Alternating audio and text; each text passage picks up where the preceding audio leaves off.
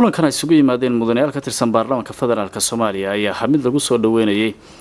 wada xaajood ay sheegeen in laga dhax bilaabayo madaxda ugu sareysa dalka sida madaxweynaha iyo ra'iisul wasaaraha kaasoo ay sheegeen in muhiimada ay u tahay shacabka Soomaaliyeed maadaama khilaafka labada mas'uul ka dhaxeeya muddooyinkii dambe oo soo jiitamay si weyn looga dareemay caasimadda ama guud ahaan siyaasadda dawladda federaalka Soomaaliya waxaana mudanayaashu ay sheegeen in kulan ay isugu yimaadeen ay guddi magacaabeen kuwaasoo lagu talagalay xalinta khilaafka isaga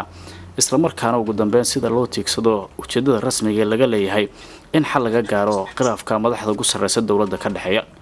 maanta waa 12 bisha 11aad waxaan soo saarnay warmurtiyeed ku aadan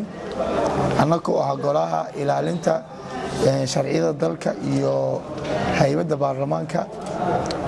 shalay oo 16 bisha waxaan noo yeeray madaxweynaha jamhuuriyadda Soomaaliya wuxuuna naga codsaday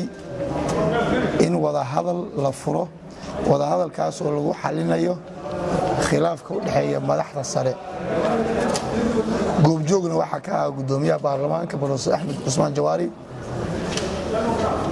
waxaanu u sheegnay madaxweynaha in wada jirka baarlamaanka iyo midnimadiisa ay ku xiran tahay in laga saaro meesha mooshinka keena kala qaybsanaanta baarlamaanka si sharaf iyo karaamo leh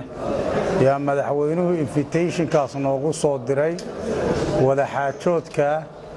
waanu ka aqbalay waa ku soo dhaweynay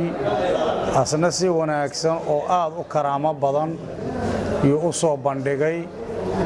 muhiimaddu waxa la yiri caanadaatay dabadood la qabay madaxweynuhu wuxuu soo jeediyay in meesha laga saaro arrimahaas adag oo mushkiladda keena wada xaajoodna loo dhaqaaqo inta waa hadalkaas u socdo oo xal la gaarayo inaan wax mooshin la yiraahdo sida aan laga hadlin maxaa yeelay inta mooshin hadii leeyahay mooshin la leeyahay wada hadalba ma furmi karo